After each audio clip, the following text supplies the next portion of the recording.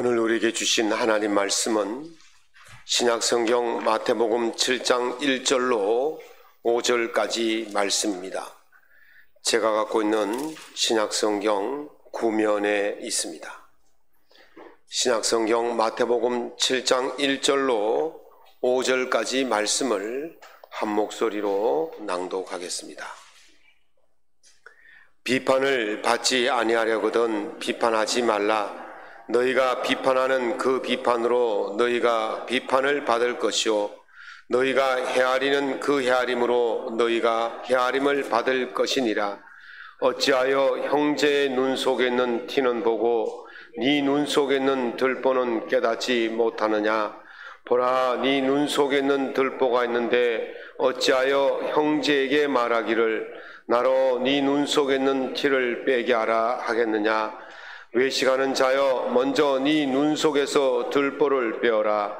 그 후에야 밝히 보고 형제의 눈 속에서 티를 빼리라. 아멘. 오늘 본문의 말씀을 가지고 왠지 모르게 끌리는 그리스도인이라는 제목으로 주의 은혜의 말씀을 나누고자 합니다. 다른 말로 하면 가까이 하고 싶은 그리스도인, 이런 뜻으로 해석될 수도 있는데요. 제가 여러분에게 퀴즈를 하나 내겠습니다. 이것은 무엇일까요? 잘 맞춰보시기 바랍니다. 비용이 들지 않지만 많은 것을 줍니다. 주는 이는 가난하게 되지 않지만 받는 이는 풍요롭게 됩니다. 이것은 돈을 주고 살 수도 없습니다. 빌릴 수도 없습니다. 훔칠 수도 없습니다. 이것은 무엇일까요? 마음? 하나님? 잘 답변이 여러 가지가 나올 수가 있는데요. 유대인 랍비 S.R. 헛이라는 분은 이 답을 미소다 그렇게 말했습니다. 미소는요, 다른 사람들에게 풍요로움을 줍니다. 그럼에도 저는 가난해지지가 않는 것이죠. 세계에서 가장 인기가 있는 그림은요, 16세기에 레오나르도 다빈치가 그린 모나리자라는 그림이죠.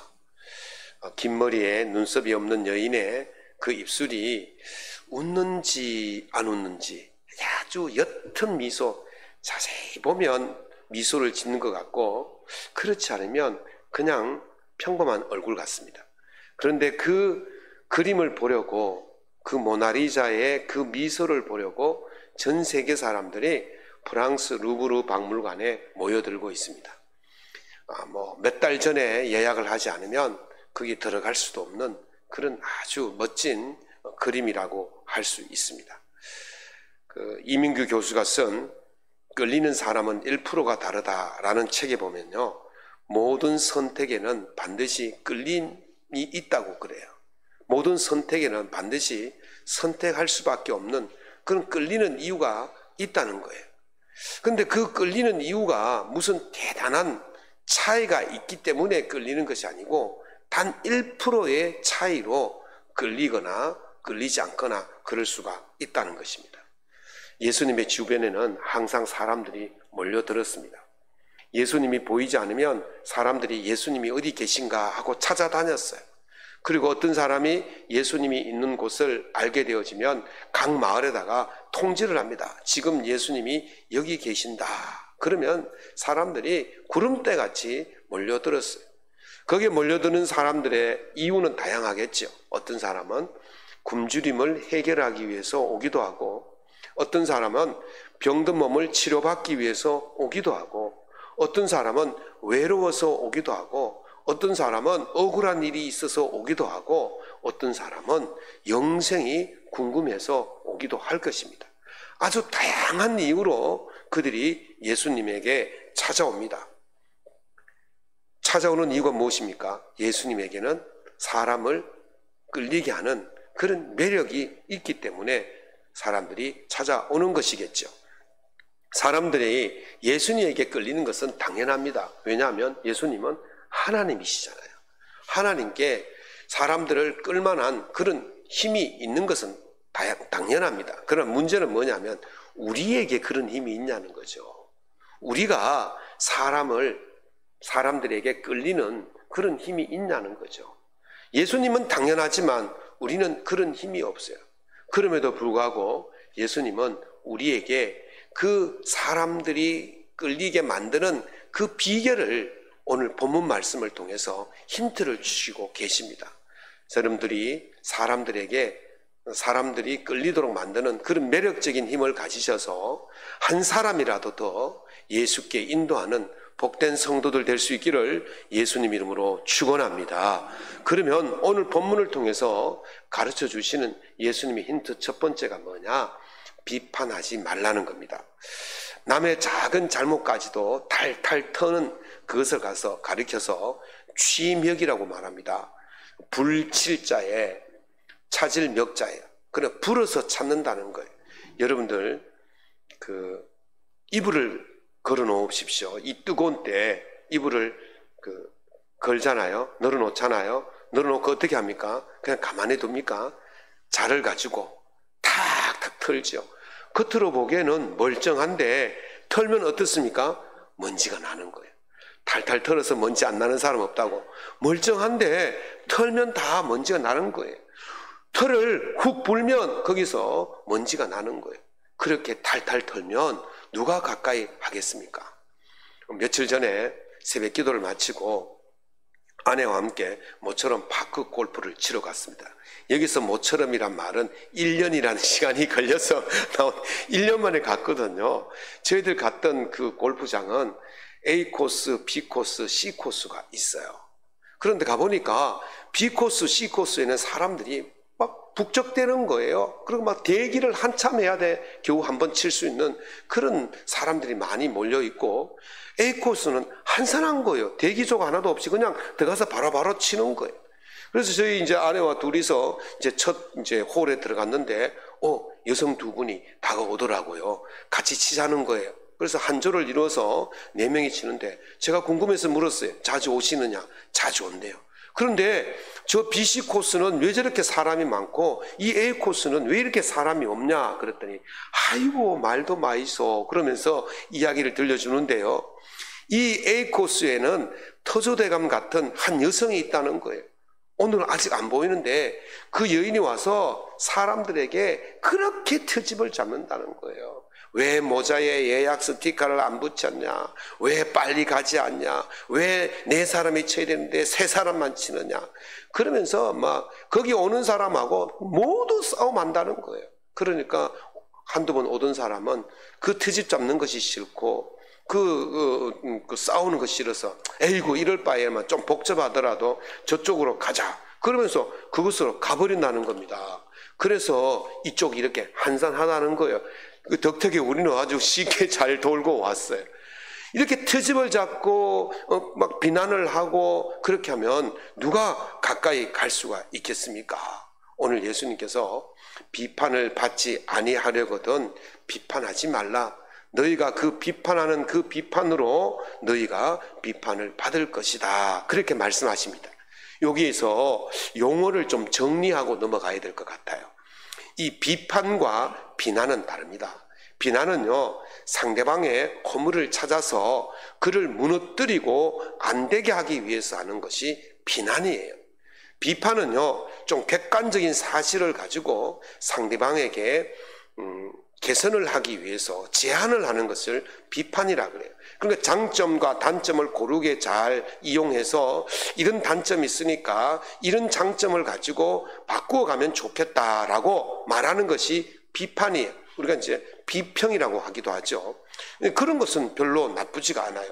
그런데 오늘 본문 말씀에 예수님께서 비판하지 말라라고 말씀하셨는데 그것도 그러면 하지 말라는 말인가 라고 오해할 수가 있는데, 우리가 헬라어 원문 성경을 보면 요 비판이란 말이 전혀 다른 뜻으로 나와 있는 것을 알 수가 있어요. 헬라어에는 크리마티라고 말하는데 이 말은 심판자, 관제, 정죄 이런 뜻이 있어요. 그러니까 남을 판단하고 심판하고 정죄하는 법정 용어예요. 재판관이 재판정에 앉아서 너 유죄야 라고 땅땅땅 두드리는 그 말이라는 거예요. 그런데 왜 여기에는 비판으로 나왔느냐? 우리 개역 개정 성경에만 비판으로 나와 있어요. 영어 성경 보면 저지라 그래서 심판자라 이런 뜻이 있거든요. 그리고 다른 한글 성경, 번역 성경이 여러 개 있는데 다른 모든 한글 성경에는 판단으로 나와 있어요. 그러니까 우리 개역 개정 성경이 좀 뭐랄까 조금 유하게 했다 그렇게 볼 수 있는데 원문은 그게 아니라는 거죠. 그래서 이렇게 읽는 것이 더 정확합니다. 너희가 판단을 받지 않으려거든 판단하지 말라. 또는 너희가 심판을 받지 않으려거든 심판하지 말라. 또는 너희가 정죄받지 않으려거든 정죄하지 말라. 너희가 정죄하는 그 정죄로 너희가 심판을 받을 것이다. 이렇게 하는 것이 원문에 더 가까운 해석이라고 할 수가 있죠.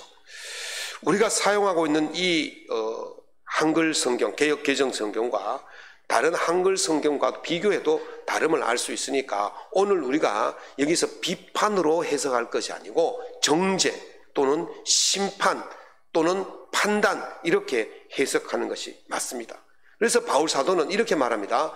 남을 판단하는 사람아, 남을 판단하는 것으로 네가 너를 정죄함이니 판단하는 네가 같은 일을 행함이라 그랬어요. 무슨 말이냐면요, 우리가 남을 판단하고 정죄하잖아요. 그런데 가만히 보니까 나도 똑같은 일을 하고 있단 말이죠. 그러니까 네가 남을 판단하는 그것으로 스스로를 판단하고 정죄하는 것이 된다. 그러므로 그렇게 하지 말라는 것입니다. 그렇게 하면 하나님께 너가 도리어 심판을 받게 될 것이다. 그렇게 말씀하고 있습니다. 그래서 바울 사도는 남의 종을 판단할 권리가 우리에게는 없습니다. 그가 서거나 넘어지거나 그것은 주인이 상관할 일입니다 라고 말합니다. 다시 말하면 남의 종, 다시 말하면 다른 사람을 우리가 함부로 판단하지 말라는 거예요. 그것은 누구에게 있다고요? 하나님께 달려있다는 거예요. 그래서 바울 사도는 하나님께 판단을 맡기고 자기는 그렇게 하지 않겠다 그렇게 말하는 것입니다. 내가 의로워서 남을 판단하고 내가 의로워서 남을 판단하지 않는 것이 아니라 그 판단, 그 심판은 하나님의 영역이기 때문에 내가 판단을 하지 않겠다라고 말하는 것입니다. 예수님께서 성전에서 가르치시는데 간음하다가 현장에서 잡힌 한 여인을 무리들이 데리고 왔어요. 그리고 예수님께 묻습니다.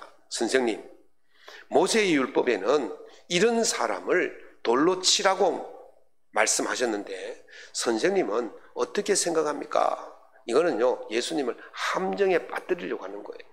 예수님께서 용서해 주라 그러면 모세의 율법을 어기는 것이 되고, 그를 돌로 치라 그러면 예수님이 사랑이 없는 사람이 되는 거죠. 이러지도 못하고 저러지도 못하는 딱 외통수에 걸리도록 만드는 그런 질문이었어요. 그때 예수님께서 어떻게 하셨습니까? 죄 없는 자가 먼저 돌로 치라 그랬더니 다 돌을 놓고 돌아갔다고 그랬어요. 그때 예수님께서 그 여인에게 이렇게 말합니다. 나도 너를 정죄하지 아니하노니 다시는 죄를 범하지 말라. 그러면서 그 여인을 돌려보냅니다. 예수님께서 판단하실 권세가 없고 심판할 능력이 없어서 그 여인을 판단하지 않은 것이 아닙니다. 예수님에게는요, 아버지께서, 하나님께서, 예수님께서 심판하실 권세를 이미 주셨다고 말씀하셨습니다. 그러니 예수님은 얼마든지 판단하고 심판할 권세가 있지만 예수님이 그렇게 하지 않으신 이유가 있습니다. 예수님은 지금 심판주로 오신 게 아니에요. 예수님은 지금 심판주로 오신 게 아니라 구원주로 오신 줄로 믿습니다. 한 생명이라도 더 구원하기 위해서 오신 거예요. 지금은 심판할 때가 아닌 거예요. 그래서 예수님께서 그 한 생명을 구원하기 위해서 십자가라는 그 고통을 지시기 위해 오셨지 않습니까? 한 생명이라도 더 구원하시기 위해서 십자가라는 그 고통을 지시는 그 주님이신데 그 여인을 정죄하지 않는 것입니다. 그래서 예수님은 정죄보다는 멈추고 잠시 보류하고 있는 것입니다. 사랑하는 성도 여러분, 지금 우리가 해야 할 일은 심판하는 일이 아닙니다. 판단하는 일이 아닙니다. 지금 우리는 심판을 멈추고 판단을 보류해야 됩니다. 그래야 그 생명이 우리와 가까이 할 수 있는 겁니다. 우리가 지적질하고 판단하고 심판하고 정죄하면 그 사람이 어찌 우리와 가까이 할 수 있겠습니까? 우리에게 가까이 다가와야 우리가 그들에게 복음을 제시하고 그 생명을 구원할 수가 있는 것입니다. 그러므로 우리가 사람들에게 가까이 다가가고 싶은 사람으로 되려면 그들을 판단하고 정죄하는 것보다는 그들을 오히려 용서하고 그들이 가까이 다가올 수 있는 그런 부드러운 마음을 가지는 것이 우리가 해야 되는 일인 줄로 믿습니다. 그렇게 판단을 멈추고 보류하셔서 정말 사람들이 가까이 오게 만드는 그런 매력적인 그리스도인으로 살아갈 수 있기를, 그래서 한 생명이라도 더 구원할 수 있기를 예수님 이름으로 축원합니다. 두 번째는 헤아리며 살으라는 거예요. 그 이민규 교수가 쓴 그 책에 이런 이야기가 있더라고요. 갓 섬유 회사를 차린 사장님 사무실에 한 고객이 씩씩거리면서 화를 내면서 찾아왔대요. 그래서 무슨 일입니까? 그랬더니 아니 이 회사에서 내가 분명히 물건값을 입금했는데 입금하지 않았다고 독촉장이 날아왔다는 거예요. 그래 얼마를 짜리 독촉장이 날아왔습니까? 그러니까 21,000원짜리 독촉장이 날아왔다는 거예요. 그래서 어떻게 이럴 수 있냐면서 막 화를 내는 거예요. 그래서 사장님이 그럼 제가 한번 격리부에 무슨 일인지 한번 살펴보겠습니다. 잠시만 기다리십시오. 갔더니 입금이 안 된 게 맞아요. 사실이에요. 그런데 이 사장님이 와서 아이고 고객님 너무 참 기분이 나쁘셨죠. 저라도 이런 일을 당하면 기분이 나쁠 겁니다. 너무 화내지 마시고 이해하시라고 그렇게 부드럽게 이야기했습니다. 그랬더니 고객이 다시는 이 회사하고 내가 거래하지 않겠다면서, 그랬더니 이 사장님이 아우 그러시겠냐고, 그러면 우리 회사보다 더 훌륭한 회사가 있는데 제가 그 명함을 드릴 테니까 그 회사에 찾아가 보시라고 그렇게 친절하게 명함을 드렸대요. 그랬더니 이 사람이 씩씩하고 집에 돌아갔어요.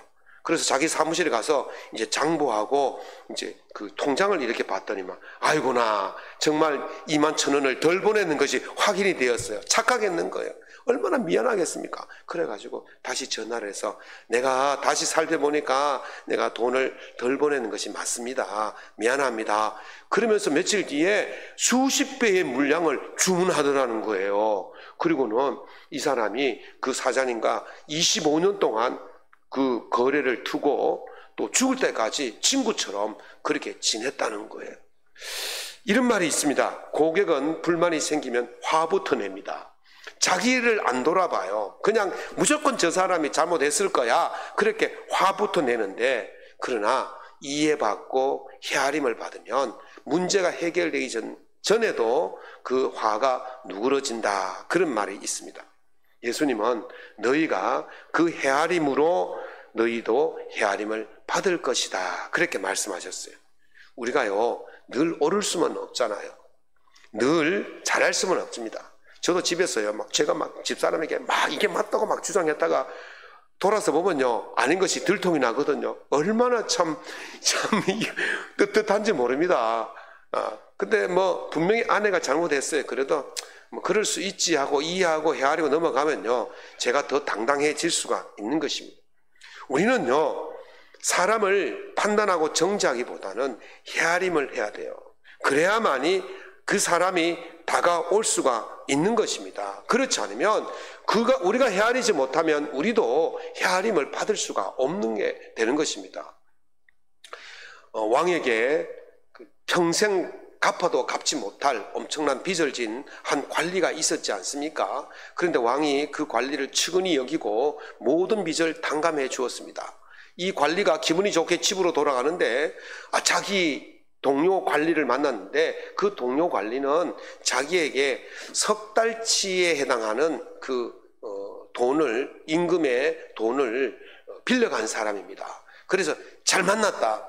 내가 지금 어떤 일을 당하고 왔는 줄 아느냐? 내가 지금 큰 감옥에 갈 뻔했다. 니 빨리 내 돈 갚아라. 그러니까 이 친구가 친구에 조금만 기다려주면 내가 돈을 갚겠다. 그래도 너 돈 다 갚기 전에 감옥에 나올 수 없어. 그러면서 멱살을 잡고는 감옥에 넣어버렸어요. 그 소문이 임금의 귀에까지 간 거죠. 임금이 얼마나 괘씸했겠습니까? 아니, 나는 저에게 평생 갚아도 갚지 못할 그 빚을 다 청산해 줬는데, 탕감해 줬는데 겨우 석 달치의 돈을 못 받았다고 그를 감옥에 넣어.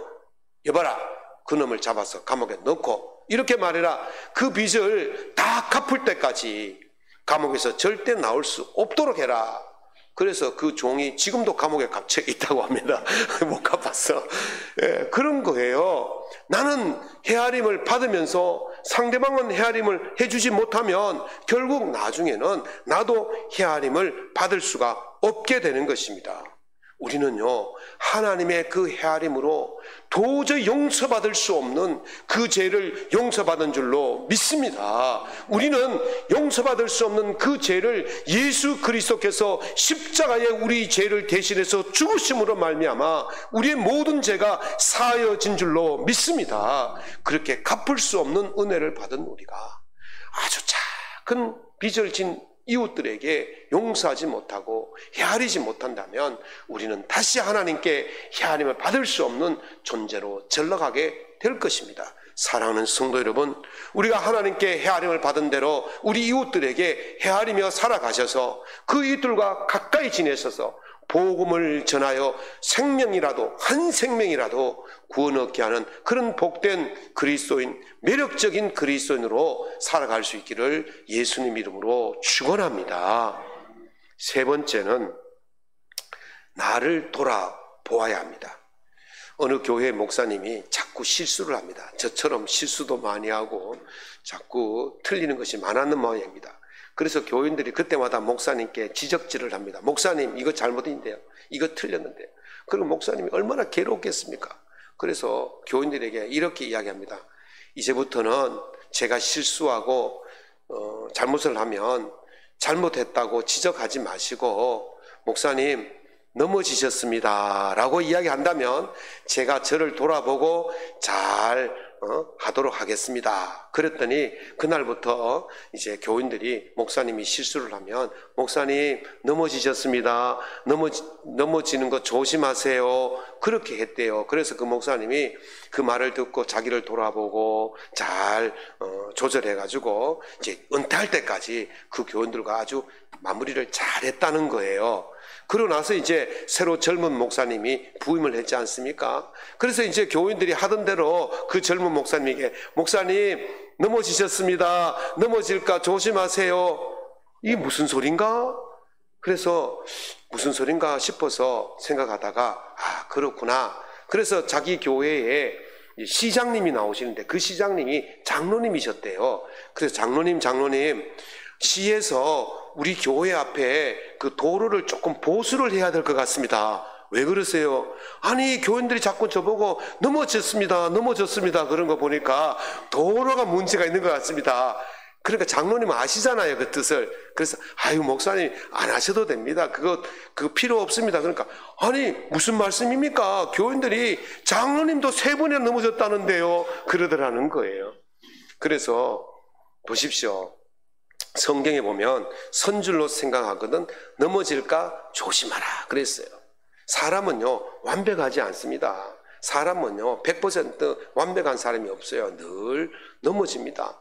100% 완벽하지 않기 때문에 실수도 하고 또 넘어지기도 하는 것이죠. 그러니까 내가 100% 완벽하다고 생각하면서 다른 사람들을 지적하고 비판하고 그러지 말라는 거예요.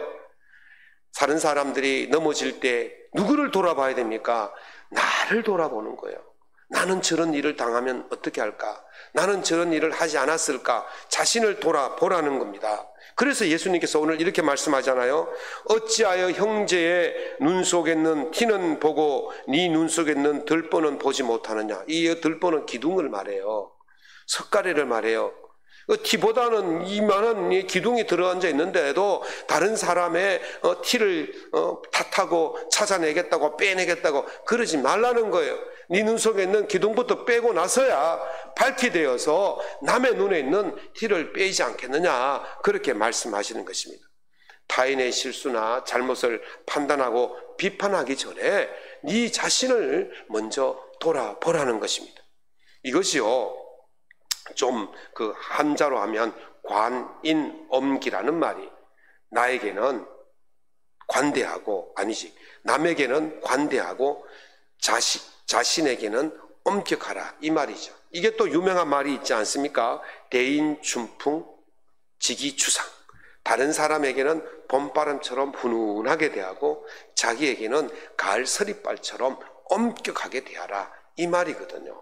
그래서 내 자신을 먼저 돌아보고 내 자신을 먼저 고친 후에야 다른 사람을 바로 세울 수가 있다는 것입니다. 예수님은요, 자신에게 얼마나 엄격하셨는지 모릅니다. 예수님은요, 그렇게 바쁜 일정 속에서도 하나님의 뜻을 이루려고 얼마나 철저하게 기도하고, 하나님의 뜻이라면 자기가 그런 고통과 순환을 받고 심지어는 십자가를 지면서까지 하나님의 뜻을 이루기 위해서 자신에게 엄격하셨던 분입니다. 그럼에도 불구하고 그 사람들을 대할 때는 얼마나 봄바람처럼 훈훈했습니까? 배고픈 자에게는 먹이시고, 병든 자에게는 치료하시고, 소외된 자에게는 가까이 가시고, 그리고 심지어는 자기를 팔아버린 가룟 유다에도 애처로운 눈빛으로 바라보시고, 또 자기를 배신하고 멀리 떠난 베드로도 찾아가시는 그런 예수님이셨습니다. 예수님은 자신에게는 엄격하셨지만 우리 이웃들에게는, 우리에게는 너무도 부드럽게 오셨던 것이죠. 그렇기 때문에 예수님이 우리를 위해서 십자가를 지실 수가 있었던 것입니다. 예수님이 우리에 대해서 엄격하시고 자신에 대해서 부드러웠다면 결코 십자가는 질 수가 없었을 것입니다. 예수님은 하나님의 뜻을 이루기 위해서 자신에게 엄격했기 때문에 그 십자가를 지셨고, 그 십자가 때문에 오늘 우리는 구원의 은혜를 받게 된 줄로 믿습니다. 이것이 바로 예수님의 매력인 거예요. 그래서 예수님이 어디 계신다라는 말만 들으면 사람들이 그렇게 몰려갔던 것입니다. 사랑하는 성도 여러분, 우리도 이와 같이 자신을 돌아보고 남에게는 부드러운 모습으로 대하여서 그들이 가까이 오게 만드는 그런 복된 성도들 될 수 있기를 예수님 이름으로 축원합니다. 공자는요, 궁자후이 박책어인이라고 했어요. 궁자후이란 말은, 후자는 두터울 후자거든요. 자기 자신에게 대할 때는 두텁게 대하고 이웃을 대할 때는 박하게 대하라는 거. 이게 무슨 말인가요? 두텁다는 말은 엄격하다는 말이에요. 박하다는 말은 얇게라는 말이잖아요. 그러니까 허물을 책할 때에는 내 자신에 대해서는 아주 두껍게 강하게 엄격하게 대하고, 이웃의 허물을 말할 때는 아주 얇게 슬쩍 지나가라는 것입니다. 이것이 바로 매력이 되는 사람의 모습인 것입니다. 오늘 우리가 이웃들을 대할 때에 그렇게 대하셔서 정말 끌리는 매력적인 삶을 살아서 한 생명이라도 더 구원할 수 있기를 예수님 이름으로 축원합니다. 말씀을 맺겠습니다. 구맹주산이라는 말이 있습니다. 개구자에 무서울 맹자에 술주자에 초산자에, 초식초할 때 초를 산이라 그래요. 개가 사나우면 술이 쉬어진다, 이런 말이거든요. 이 한비자에, 그 고대 중국 철학자 한비자가 쓴 한비자의 외저설우상이라는 책에 나오는 이야기인데요. 중국 송나라에 장씨라는 술을 잘 빚는 사람이 있었대요. 그 술맛이 좋기로는 일품이었고, 술맛만 좋게 내는 사람이 아니라 친절하기도 그렇게 또 잘하대요. 또 정직하기도 너무 정직하대요. 그래서 절대로 양을 속이지 않고 사람들에게 이제 술을 팔고 그랬다는 거예요. 그런데 어느 날부턴가 사람들이 이 집을 찾지를 않는다는 거예요. 그래서 만들어 놓았던 그 술들을 독재로 씌워서 못 먹기 때문에 버리는 일이 잦아졌습니다. 도대체 무슨 일인가 싶어가지고 그 마을에 양천이라는 지혜로운 어른이 계신데 찾아가서 물었답니다. 어르신, 왜 술 맛은 변함이 없고 제 솜씨는 변함이 없고 또 친절하기도 변함이 없고 또 제가 양도 속이지 않는 정직함도 변함이 없는데 손님들이 발걸음이 이렇게 끊어집니까? 그랬더니 물었대요. 개가 있는가? 개가 있죠. 개가 사나운가 순한가? 저에게는 굉장히 순한데 사람들이 오면 좀 짖고 으르렁거립니다. 그럼 개를 다른 곳에 보내버리게. 그래서 집에 와서 개를 다른 곳에 보냈답니다. 그 다음 날부터 사람들이 줄을 지어서 찾아오더라는 거예요. 그래서 개가 사나우면 술이 쉬어진다. 그 말이에요. 나라도 마찬가지입니다. 가정도 마찬가지입니다. 기업도 마찬가지입니다. 교회도 마찬가지입니다.